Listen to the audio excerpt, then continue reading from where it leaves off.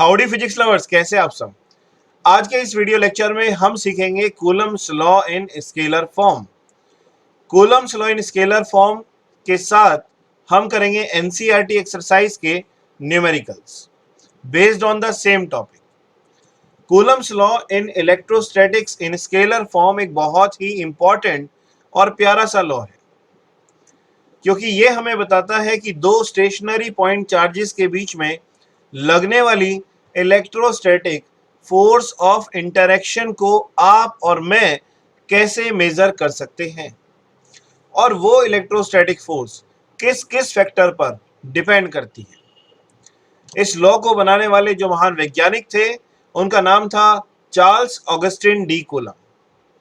इन्होंने 1785 में एक लॉ को डिफाइन किया जिसका नाम था इनवर्स स्क्वायर लॉ, और इसी लॉ को हम कूलम्स लॉ के नाम से जानते हैं। तो चलिए स्टार्ट करते हैं। Coulomb's law in electrostatics in scalar form. So Coulomb's law in scalar form, there are two form of Coulomb's law. One is a scalar form and second is your vector form. Vector form में हम scalar form का भी use करते हैं। देखिए, सबसे simple diagram हम पहले इसमें समझेंगे। यहां पर हम क्या करेंगे, दो स्टेशनरी पॉइंट चार्जेस कंसीडर करेंगे। एक चार्ज है जिसका मैग्नीट्यूड है Q1 और ये A लोकेशन पर है। दूसरा चार्ज है जिसका मैग्नीट्यूड है Q2 और ये B लोकेशन पर है। दोनों ही चार्ज स्टेशनरी हैं, मतलब स्टेट ऑफ रेस्ट में हैं, और दोनों ही चार्ज पॉइंट चार्जेस हैं। इसका मतलब ये हुआ कि इनका साइज इनके डिस्टेंस ऑफ ऑब्जर्वेशन से नेग्लिजिबल है। अब इन दोनों को हम ज्वाइन करते हैं with the help of a line, और हमने कहा इन दोनों स्टेशनरी पॉइंट चार्जेस के सेंटर से सेंटर का जो डिस्टेंस है वो है r. So this distance is central distance. Okay, now if they are like charges, तो जैसे प्रीवियस लेक्चर में हमने स्टडी किया, अगर ये दोनों चार्जेस लाइक चार्जेस हैं तो ये रेपेल करेंगे। अगर ये दोनों चार्जेस अपोजिट हैं, अनलाइक हैं, तो ये अट्रैक्ट करेंगे। नाउ अब हम नहीं जानते what is the nature of these charges, तो अभी मैं लाइक चार्जेस एज्यूम करके इसमें फोर्स शो कर देता हूं। तो देखिए, Q1 Q2 के ऊपर फोर्स एक्सर्ट करेगा और Q2 Q1 के ऊपर फोर्स एक्सर्ट करेगा। अब इन दोनों के बीच में लगने वाली इलेक्ट्रोस्टैटिक फोर्स ऑफ इंटरेक्शन किस किस फैक्टर पर डिपेंड करती है वो हमें बताएंगे Coulomb's law. Okay, so according to Coulomb's law,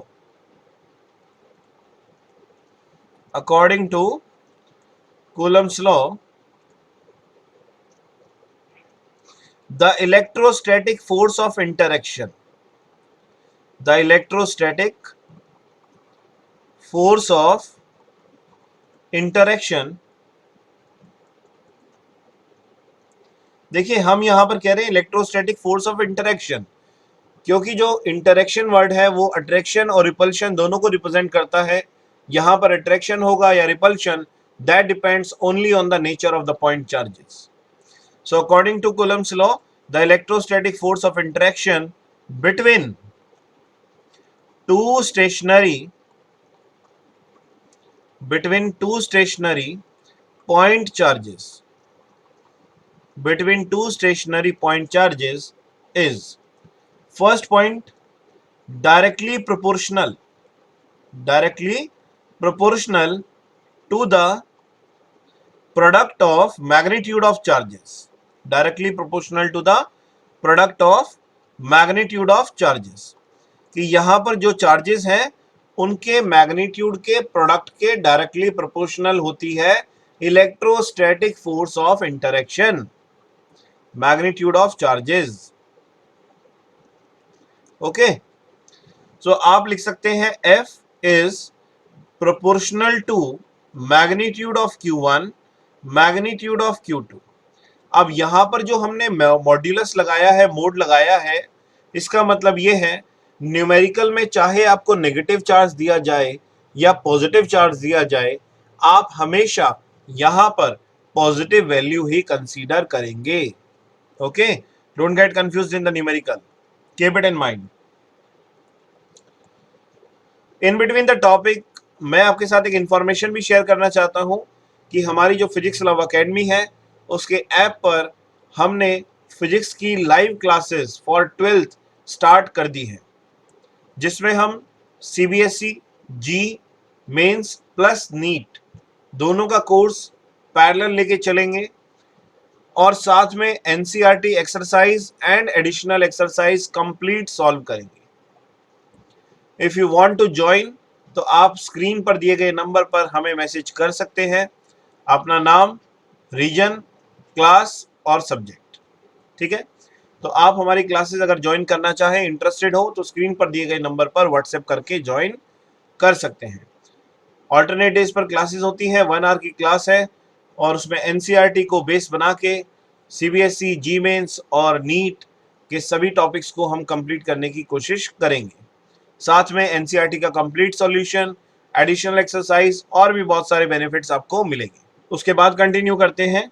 now second point is inversely proportional. Electrostatic force of interaction is inversely proportional to the square of distance. Inversely proportional to the square of distance between the charges. ये जो charges हैं, इन charges के बीच में जो भी distance होता है उसके इनवर्सली प्रोपोर्शनल होता है आपका इलेक्ट्रोस्टैटिक फोर्स। ठीक है, डिस्टेंस के स्क्वायर के इनवर्सली प्रोपोर्शनल होता है electrostatic force between them. So देखिए यहां पर जो भी फोर्स होगी that is inversely proportional to the square of distance between the 2 point charges in the given system. अब दोनों को यूज करेंगे, या एक और फैक्टर यहां पर है that the electrostatic force of interaction depends on the nature of medium. Depends on the nature of medium, कि क्या मीडियम है दोनों पॉइंट चार्जेस के बीच में, उसके ऊपर भी आपकी electrostatic force of interaction depend करती है। ओके, जैसे आपने 10th क्लास में देखा होगा कि इलेक्ट्रिक फील्ड लाइंस मीडियम के चेंज करने से चेंज हो जाती है, उनका जो नंबर है वो चेंज हो जाता है। वैसे ही मैग्नेटिक फील्ड लाइंस की अगर बात करें तो वैक्यूम में मैग्नेटिक फील्ड लाइंस का नंबर कुछ और होगा, लेकिन अगर वहां पर आप एक मैग्नेटिक मटेरियल लिख देंगे तो उनका नंबर इंक्रीज हो जाता है, उसकी स्ट्रेंथ इंक्रीज हो जाती है। वैसे ही यहां पर भी इलेक्ट्रोस्टैटिक फोर्स की जो स्ट्रेंथ है वो मीडियम पर डिपेंड करती है। ठीक है, what is the nature of medium? Now using above equations, now using above equations, अब हम ऊपर वाली सभी इक्वेशंस को यूज करेंगे। F is proportional to Q1 Q2 divided by R square. Now अब जब भी प्रोपोर्शनलिटी का साइन आप रिमूव करेंगे तो यहां पर एक कांस्टेंट लगाएंगे, वो कांस्टेंट यहां पर है small k, and small k is known as Coulomb's constant. यहां पर जो हमने स्मॉल k लिखा है इसको हम कूलम्स कांस्टेंट कहते हैं। ये क्या होता है, इसकी वैल्यू क्या होती है, वो सभी हम अभी डिस्कस करेंगे, लेकिन जो हमारे पास फोर्स का फॉर्मूला आया वो आया k Q1 Q2 by R square. Now let us understand Coulomb's constant in a better way or in a detailed manner. Okay? तो चलिए इस Coulomb's constant को हम अंडरस्टैंड करते हैं। तो देखिए जो K Coulomb's constant है ये डिपेंड करता है नेचर ऑफ मीडियम पर। जैसा अभी थर्ड पॉइंट हमने देखा कि इलेक्ट्रोस्टैटिक फोर्स जो है वो नेचर ऑफ मीडियम पर डिपेंड करती है, और नेचर ऑफ मीडियम को डिफाइन करेगा यहाँ पर Coulomb's constant। अब जो Coulomb's constant है इसकी वैल्यू क्या है, इसकी वैल्यू है 1/4 पाई एप्सिलॉन, लेकिन ये एक मीडियम में है। In any medium the value of k is 1/4 pi epsilon. ये जो मैंने ऐसे लिखा है ई बनाकर, इसको हम प्रोनाउंस करते हैं एप्सिलॉन। ओके, एंड इसको जो बोला जाता है वो है electrical permittivity, electrical permittivity in medium. So epsilon is electrical permittivity in medium. ठीक है, इसको ये हम रीड करते हैं कि एक मीडियम कितना परमिट करता है गिवन इलेक्ट्रिक फील्ड लाइंस को, कि एक मीडियम कितना अलाउ करता है पैसेज ऑफ इलेक्ट्रिक फील्ड। ये डिपेंड करेगा मीडियम के ऊपर, नेचर ऑफ मीडियम के ऊपर। वैसे ही यहाँ पर इसको पढ़ते हैं हम एप्सिलॉन नॉट, इसको हम प्रोनाउंस करते हैं एप्सिलॉन नॉट। और जो एप्सिलॉन नॉट है ये क्या है, ये है इलेक्ट्रिकल परमिटिविटी इन फ्री स्पेस। तो जहां पर नॉट आ जाएगा वो रिप्रेजेंट करेगा फ्री स्पेस को या फिर वैक्यूम को। ओके, तो फ्री स्पेस और वैक्यूम में हम क्या लेते हैं, आपका एप्सिलॉन नॉट। ये एप्सिलॉन नॉट है और ये एप्सिलॉन है। एक और यहां पर आप देखेंगे term, that is epsilon R, और इसको कहा जाता है relative electrical permittivity. Relative electrical permittivity. आजकल रिलेटिव्स का थोड़ा सा काम ये हो गया है कंपैरिजन करना, कि भाई हमारे पास ये वाली कार है, दूसरों के पास कौन सी कार है, या उनके पास ये वाली है तो इस बार हम ये वाली लेंगे। ठीक है, तो एप्सिलॉन आर जो है वो क्या है, एप्सिलॉन बाय एप्सिलॉन नॉट। लेकिन सभी ऐसे नहीं होते, पांचों उंगली बराबर नहीं होती है। हर तरह के रिलेटिव हैं, अच्छे भी हैं बुरे भी हैं, लेकिन एक सोसाइटी का आज के समय में ट्रेंड चल गया है, उसके बारे में मैं बता रहा हूँ। तो relative electrical permittivity means electrical permittivity in medium divided by electrical permittivity in vacuum. So ये हमारे पास रिलेशन है। तो यहाँ पर इलेक्ट्रिकल परमिटिविटी इन मीडियम क्या आएगा, epsilon naught into epsilon R. Okay, तो आपका जब मीडियम होगा, कोई मीडियम है तो उसके अंदर आप ये फॉर्मूला यूज करेंगे, और उसमें जब आप एप्सिलॉन की वैल्यू पुट करेंगे तो ये आएगा 1/4 epsilon naught into epsilon R. But अगर मान लीजिए फ्री स्पेस है, अगर आपका फ्री स्पेस है तो उसमें कूलम्स कांस्टेंट की वैल्यू क्या होगी, तो वहां पर कूलम्स कांस्टेंट की वैल्यू होगी 1/4 एप्सिलॉन नॉट इंटू 1, क्योंकि फ्री स्पेस में एप्सिलॉन आर किसके इक्वल होगा, electrical permittivity in medium upon electrical permittivity in vacuum. लेकिन यहां पर मीडियम तो है ही नहीं, यहां पर क्या है, फ्री स्पेस है, तो इसका मतलब मीडियम जो है वो फ्री स्पेस ही है। तो एप्सिलॉन नॉट से एप्सिलॉन नॉट कट जाएगा और ये आ गया 1।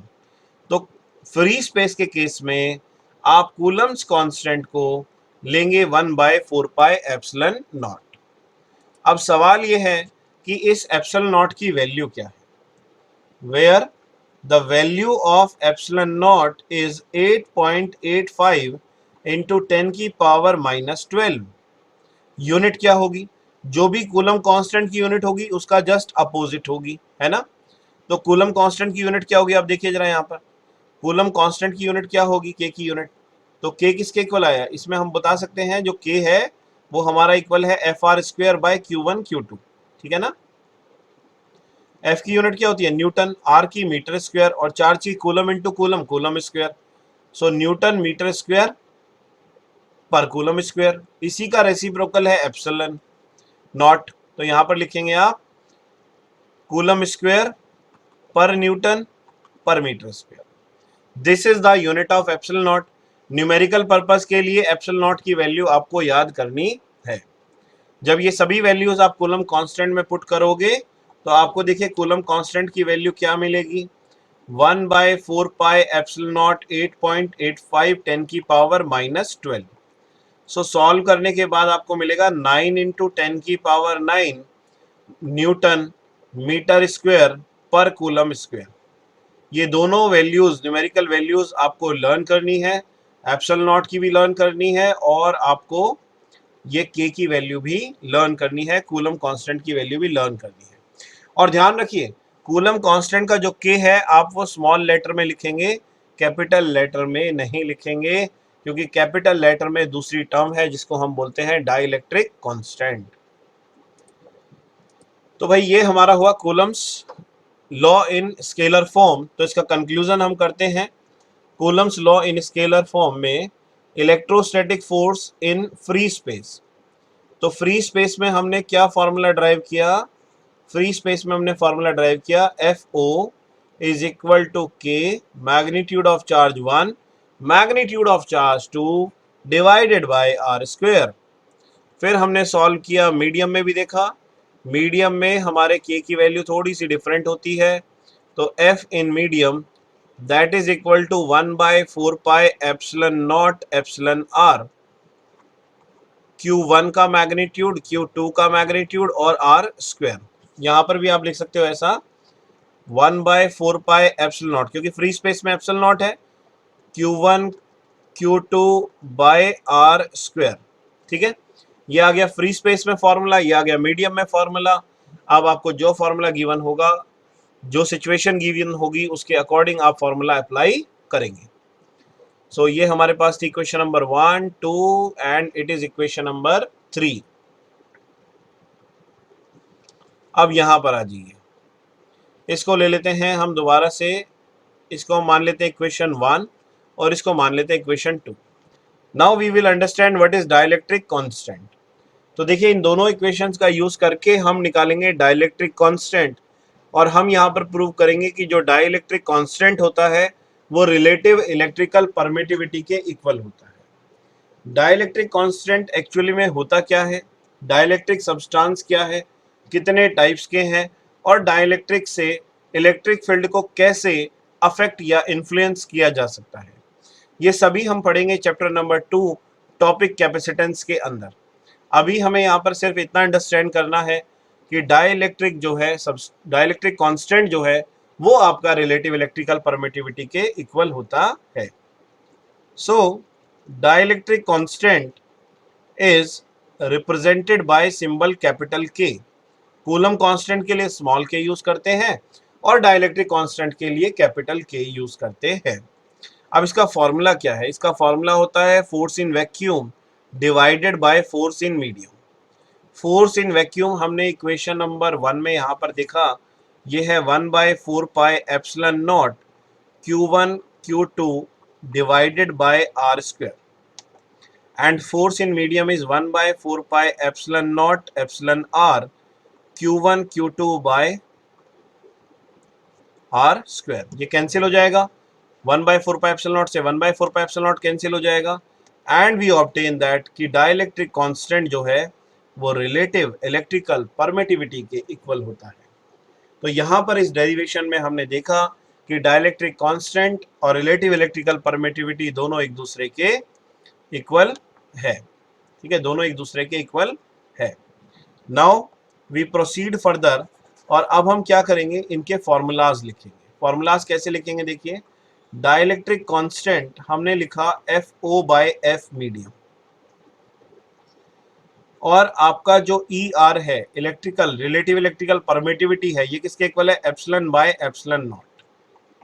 तो याद रखिए, ये हमारा एक रिलेशन है कि dielectric constant relative electrical permittivity के इक्वल है, साथ में ये किसके इक्वल है, ε/ε0 और FO/F medium. Okay, now we proceed further. ये हमने प्रूव किया।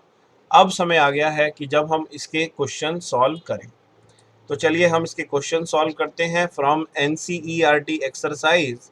जितने भी क्वेश्चन कूलम्स लॉ पर बेस्ड हैं, पहले हम वो सॉल्व कर लेते हैं।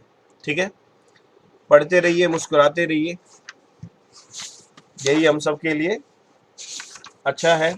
अपना पूरा ध्यान रखिए, कोविड केसेस इस समय पीक पर है। Question number 1.1 of NCERT exercise, आप भी ट्राई कर सकते हैं। वीडियो को पॉज कर दीजिए, क्वेश्चन को सॉल्व करके देखिए, अगर नहीं आता है तो फिर आप सॉल्यूशन भी देखिए। What is the force between two small charge spheres having charges. तो दो चार्ज आपको दिए हैं, एक की वैल्यू है, मैग्नीट्यूड है 2 × 10⁻⁷ कूलम, और दूसरा चार्ज है उसका मैग्नीट्यूड है 3 × 10⁻⁷ कूलम। प्लेस्ड 30 सेंटीमीटर अपार्ट, और दोनों चार्जेस को 30 सेंटीमीटर डिस्टेंस पर रखा गया है।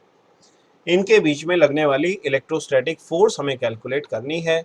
फॉर्मूला हम जानते हैं, KQ1 Q2 divided by r square. अभी हमने जाना था कि जो कूलम्स कांस्टेंट है इसकी वैल्यू है 9 × 10⁹।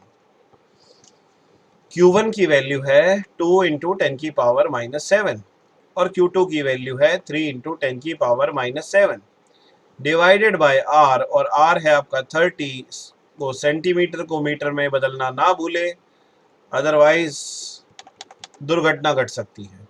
ठीक है, तो 9 2 हो गया 18 इंटू 3 इंटू 10⁻⁹, -7 और -7 होता है जनाब -14, और 30 का स्क्वायर होता है 900 और 10 की पावर -2 का स्क्वायर है 10 की पावर -4।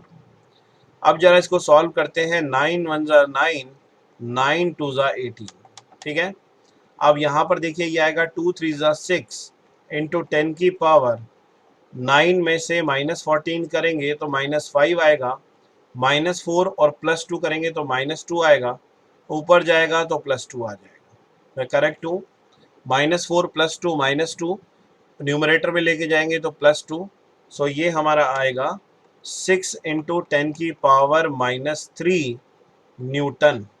ये हमारी आई इलेक्ट्रोस्टैटिक फोर्स। चलिए आंसर भी चेक कर लेते हैं एक बार, कोई गलती नहीं होनी चाहिए। 6 इंटू 10 की पावर -3 न्यूटन, ठीक है।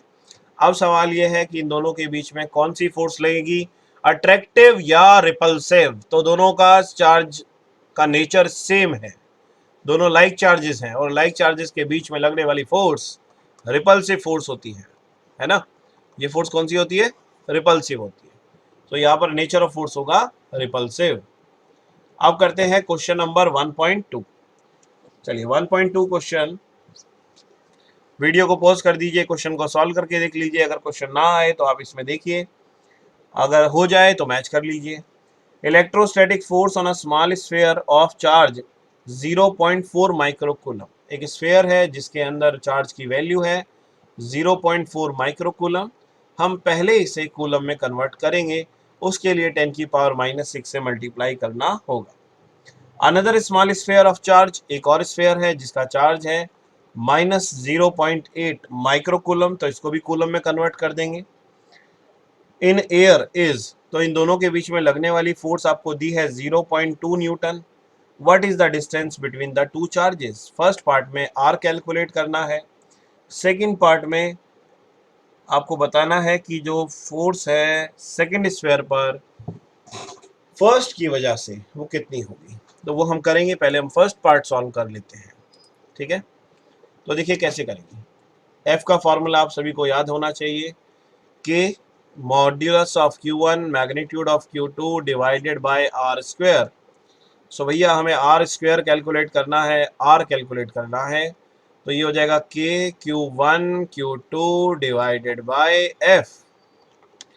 Now R square is equal to k हो गया 9 इंटू 10 की पावर 9। Q1 का मैग्नीट्यूड है 0.4 इंटू 10 की पावर -6, Q2 का मैग्नीट्यूड है 0.8 इंटू 10 की power -6 divided by force that is 0.2 Newton. और बच्चे यहाँ पर क्या करते हैं, ये नेगेटिव साइन कंसीडर कर लेते हैं। आपने ऐसा नहीं करना है, क्योंकि हमें कूलम्स लॉ में बताया गया कि हमें यहाँ पर चार्जेस के मैग्नीट्यूड को ही लेना है, चार्जेस के सिर्फ मैग्नीट्यूड को ही लेना है। अब 2 के टेबल में 8 4 पर आता है, ठीक है जी। अब देखिए आर स्क्वायर आपका कितना आएगा, 9 4 4 16, 16 9 144। सो 144 मल्टीप्लाई बाय 10 की पावर 9, -6 और -6 हो जाएगा -12, ठीक है। So it will be R square को यहाँ पर लेके जाएंगे तो स्क्वायर रूट हो जाएगा। सो इट इज 144 इंटू 10 की पावर 9 -12 -3 और एक ये -1 -4। Now R is equal to 12 into 10 की power -2 metre and in centimetre it will be 12 centimetre. But हमें तो ऐसा ही सिस्टम में फाइंड करना है, तो हम तो ऐसा ही सिस्टम में मीटर की टर्म्स में ही फाइंड करेंगे, दैट इज 0.12 मीटर। अब सवाल यह है कि जो आपका सेकंड स्फीयर है वो फर्स्ट स्फीयर पर कितनी फोर्स लगाएगा। तो जो कूलम्स लॉ है इलेक्ट्रोस्टैट्स का इन वेक्टर फॉर्म, वो हमें बताता है कि ये Newton's third law of motion को फॉलो करता है। वो हम नेक्स्ट क्लास में डिस्कस करेंगे Coulomb's law in vector form, कि every action there is equal and opposite simultaneous reaction. ये जो लॉ है इसको Coulomb's law in vector form follow करता है। तो हम ये बता सकते हैं कि both will exert the same force, both will exert the same force. जितनी फोर्स 1 ने 2 पर लगाई उतनी ही फोर्स 2 भी 1 पर लगाएगा, लेकिन यहाँ पर जो डायरेक्शन है वो क्या होगी, अपोजिट होगी। Direction of force will be opposite, okay. चलो आगे बढ़ते हैं। Now question number 3, that is 1.3, I mean 1.3 of NCERT. Check that the ratio, आपको चेक करना है, रेशियो दी हुई है k e square G mass of electron mass of proton, क्या ये डायमेंशनलेस है, क्या ये रेशियो डायमेंशनलेस है? तो कैसे प्रूव करेंगे? देखिए, हमें सबसे पहले यहाँ पर ये आइडेंटिफाई करना होगा कि ये जो है फिजिकल क्वांटिटी कौन सी है। तो देखिए, के ई स्क्वायर है, हमने क्या किया, इसको आर स्क्वायर से मल्टीप्लाई कर दिया, आर स्क्वायर से डिवाइड कर दिया। अब मैं इसको लिख सकता हूँ k e square by r square G m e m p by r square. इसको हम बोलते हैं इलेक्ट्रोस्टैटिक फोर्स, और ये हमारी है ग्रेविटेशनल फोर्स जो न्यूटन्स ने डिफाइन की। अब दोनों ही फोर्स हैं, और फोर्स का जो डायमेंशनल फॉर्मूला है वो सेम होता है, M L T minus two. ये भी वही होगा, M L T minus two. So दोनों एक दूसरे को कैंसिल करेंगे, और यहाँ पर जो डायमेंशनल फॉर्मूला आएगा वो आएगा M zero L zero T zero. It means this ratio is dimensionless, this ratio is dimensionless. और ये रेशियो क्या सिग्निफाई करती है? ये रेशियो सिग्निफाई करती है ratio of electrostatic force and gravitational force.